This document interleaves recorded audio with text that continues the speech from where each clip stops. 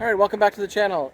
Today we are going to be expanding the barn door that I built in the last video. And in this video, I'll be adding the section where the pigs can go in and out, but cover up the top part. And what I'm going to do is I went and picked up some more lumber. So we're just going to grab that in the shop and we'll get started. All right, so what we're going to do is use 3 more 2x8s. Extend the top part of the door,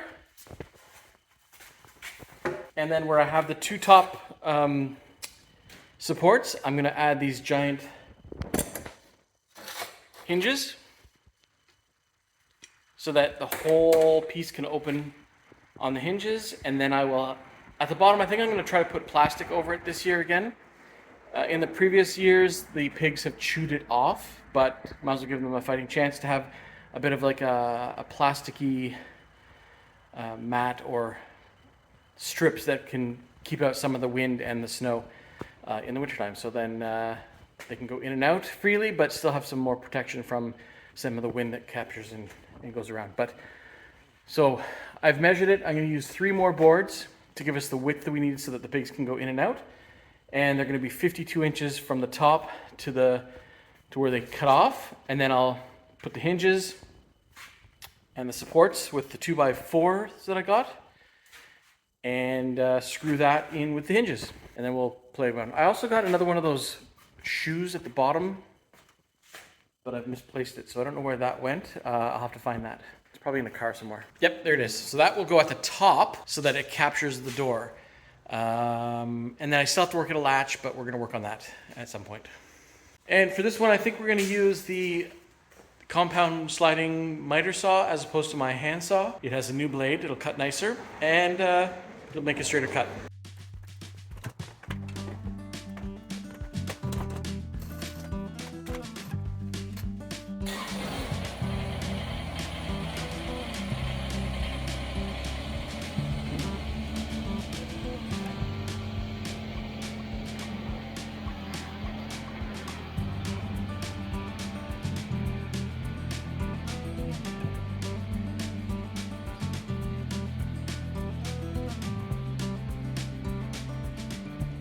Right, so what we're going to do is we're going to set up the compound sliding miter saw again out here.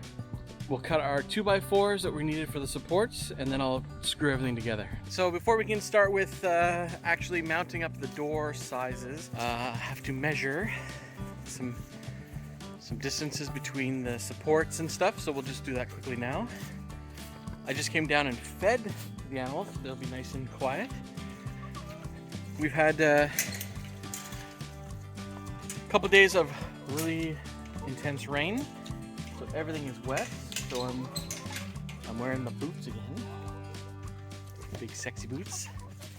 So let's go in and just take some measurements.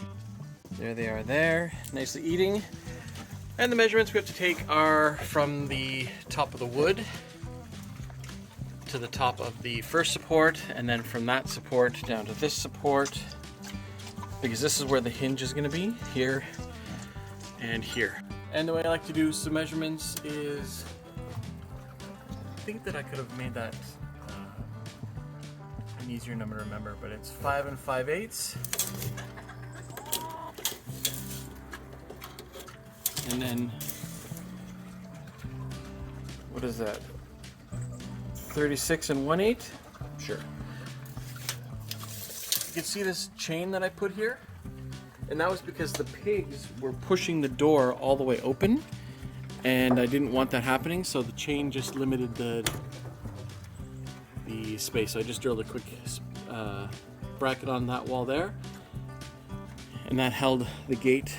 And then what I did is I just took a photo of the 2 measurements, so it's easier than to try to remember. I just took a photo of that measurement there, and a photo of that measurement there. So now we can go cut our braces, mount our 3 panels, mount the hinges on it, come down and install it.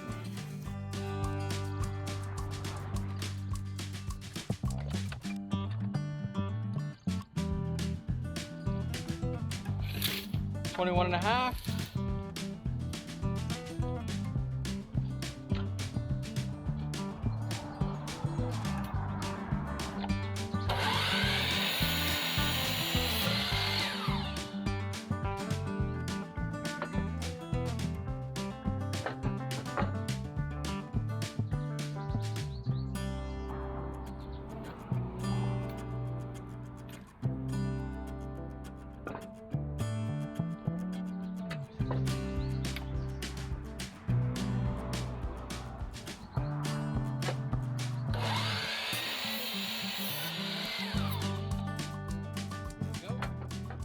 These will be our two supports, and the hinges will go on there.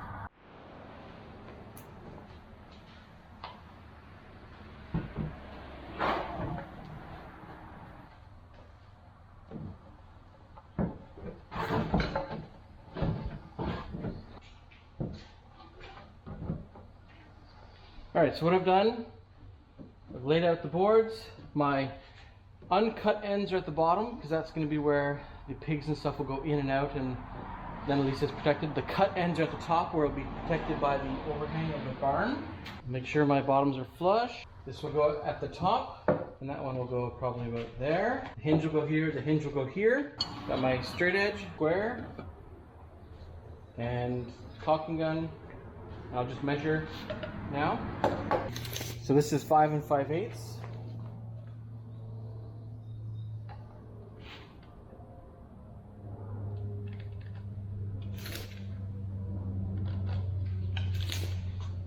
And 5 5/8.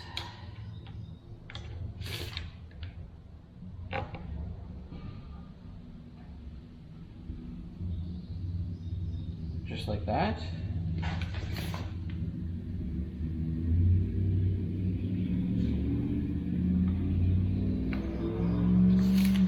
Gonna make sure it's kind of square.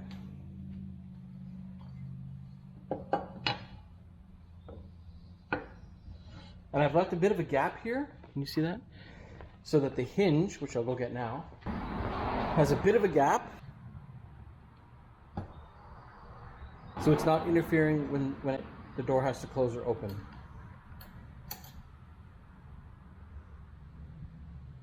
So that'll go like that. Perfect.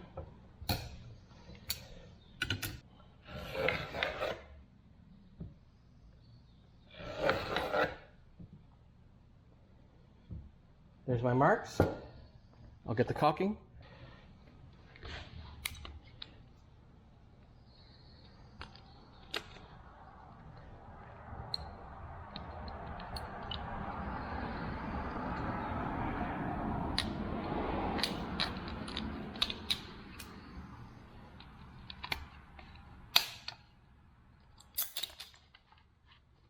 And again, I'm using the PL Fast Grab Premium.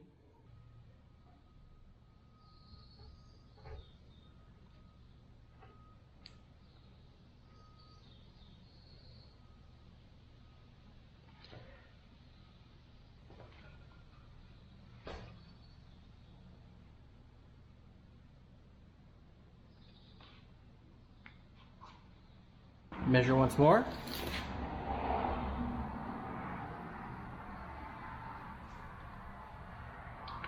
Perfect. Drive some screws in it.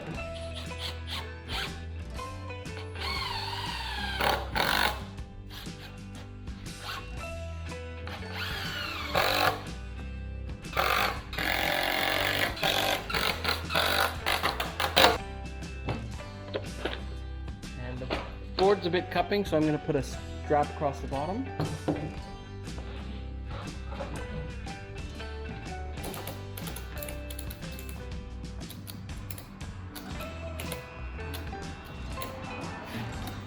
Alright, now we'll measure and put that board on. Alright, and this one is 36 1/8.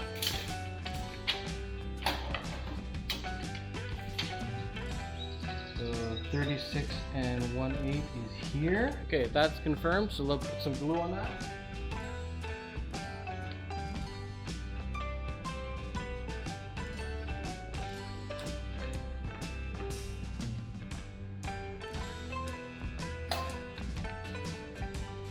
Making sure you leave that space for the hinge mechanism. Make sure we're straight. Beauty. That's where it stays. So now for these hinges, I'm just going to use the same screws for now, but I will be going back to the store to get some lag bolts to go all the way through.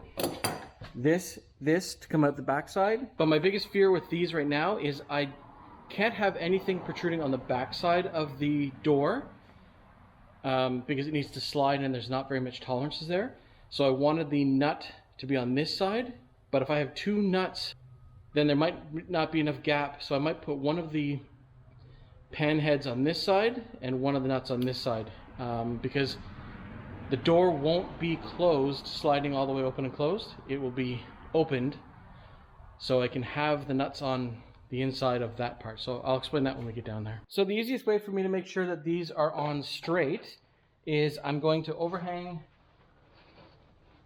my door on here. I'm going to flush up the backside of this part of the hinge so I can make sure that I'm straight, so it goes straight. And I'm going to line up the end with the wood, so that gives me the space I need for my hinge. And once I know those are in the right spot, I can mount my screw, and then I'll be replacing them with lag bolts at a later date.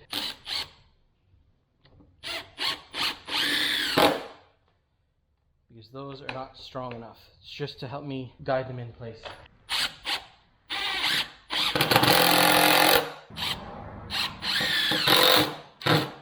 I got the wrong bit.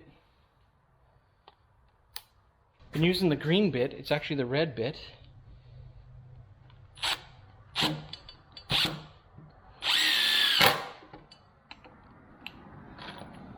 These are barely grabbing. I hope they don't fall out. So let's take it down and install it down there. See how it goes. I'll show you what I'm going to do that in a minute.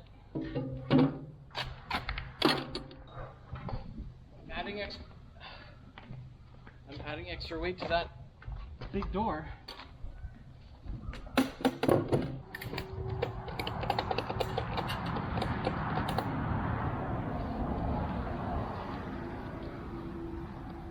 Might be overkill, but tip it back when we get up there.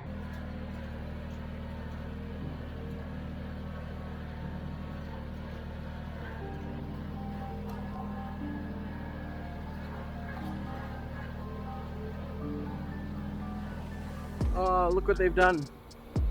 They knocked over their water dish and it's completely flooded because it's always on. Guys, why would you do that? Oh, you flooded the entire area. I can't trust you guys to leave the water running. Man, that is gonna cause a lot of problems. I'm glad I'm wearing the boots, but wow, that's gonna be wet. It just happened. I was down here 5 minutes ago. That happened once before, early in the spring. They knocked it over and it just kept running, so I'm gonna have to turn this off and just keep coming down and filling it because they can't be trusted not to knock it over. These guys do fine with theirs. They're automatic water feeder. But these guys, no. I'm gonna set you up and show you what I'm gonna do to get that extra piece on. So the first thing I'm gonna do is I'm gonna use this as a support. So when I bring the other door over, I can lay it on here so I don't have to hold it up.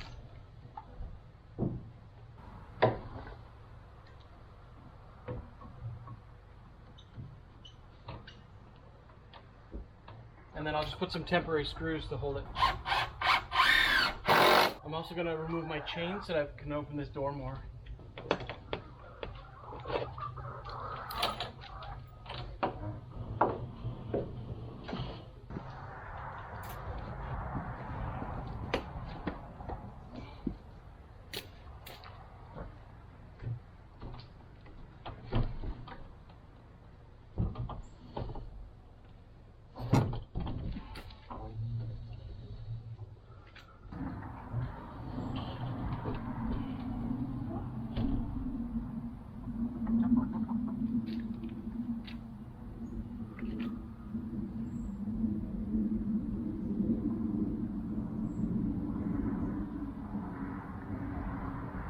Perfect.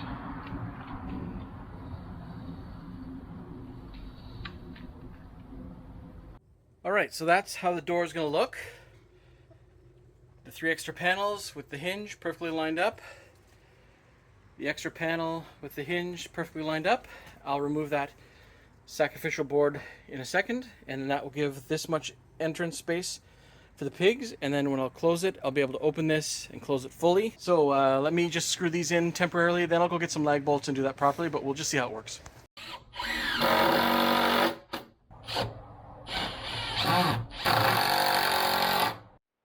All right, so I'll give you a look at how it works. That's in its closed position. And that's the way it'll stay 90% of the time. I will probably put some mats or something to cover this area.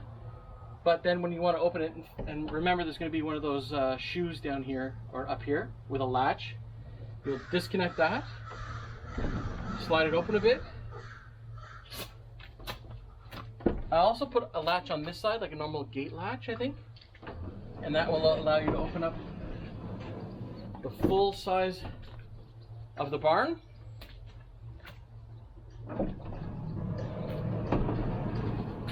And I can also fully close it. I think that's pretty slick. And then the mats will hang there. So then this will have a latch to lock it in the open position, as well as a latch so I can lock the door on the barn. And when I need to, I can open it, close this, and I'll latch that in there. Whoa. Look who's back. That was scary. I almost touched him. That's Joseph. I'd like to introduce everyone to Joseph.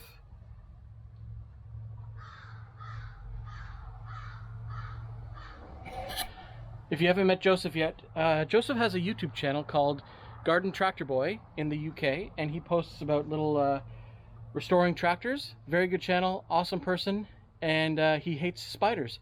So I've named this one Joseph after him. Check him out. Alright, so I'm going to go get some lag bolts. I'll fix this up. So I think what I had said earlier, that I didn't have much space when this is fully open to have nuts on both sides. So I think on this side I will do the pan heads on the back side, pull them tight through this back side of this wood, and leave the nut here. But on this one, I'll put the pan head here with the nuts on the back side, because this will never be slid over far enough that it will go over there, because this has to be pulled back. Ooh, don't move, Joseph.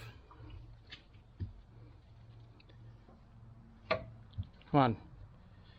Let me do my work. So the nuts will be on this side here, which will be kind of fine. Oh. Pretty big spider. Got a pig there digging in his muck hole. Pig's way in there. The other pig's in there. Alright, I'm gonna go to the store and get some stuff, and I'll be back. Alright, I'm back from the store. I'm now gonna put the lag bolts through the various parts of the hinges. I've got a drill bit that I'll go through. Hopefully it won't make the holes on the hinges too much bigger, but let's find out.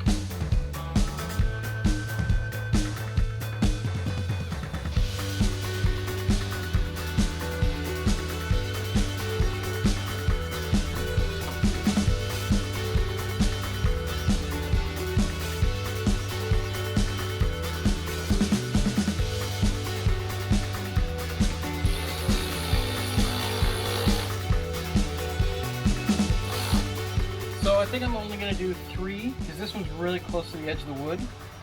and I don't want it to blow it out, so I'm going to put the screw back in that. And I'm just going to go do the rest of these, and then I'll come back at you because you don't need to see me doing all that. Okay, so here's my idea for a latching system. This board will space out from the wall. Then I'll attach this cleat so that the door at the top stops. Then I have this bracket, which will go on here somewhere. And then this latch mechanism will go here, which will stand it off enough. And then this will go on the new sliding top portion, and it'll catch on here. That's my hope. So I'm going to go and see if it will work out, and then you can open it with this. So I'm just going to go space this out, and I'll be right back. All right, so that's what I came up with. Sorry I didn't film it. It's starting to rain, so I wanted to get this done so that the pigs want to come back in their house. So this is the shoe that stops the door, both open and closed, because it matches the exact same alignment as that one. And this is the bracket to lock the door, so I'll show you how that works. You would, if you want to use it so that they can get in and out, you slide this across, catches the shoe, locks into place. They won't open that. And then what I'll do is I'm going to buy another one of these so that when the door is in the fully closed position, that will be here. So that when you close this part of the door, the latch will latch there, and the shoe there, and the shoe down there match.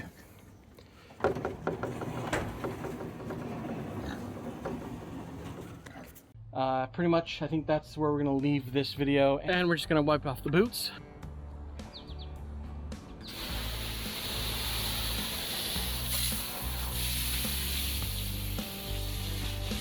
I'm going to turn this off so that the pigs don't knock over their water and flood their whole area again. That was more important, I guess, for when it was in the heat of summer, but now in the fall, they're not necessarily needing to drink as much to stay hydrated. So when I come down here a couple times a day, I can just turn it on, make sure it's full, and turn it off again.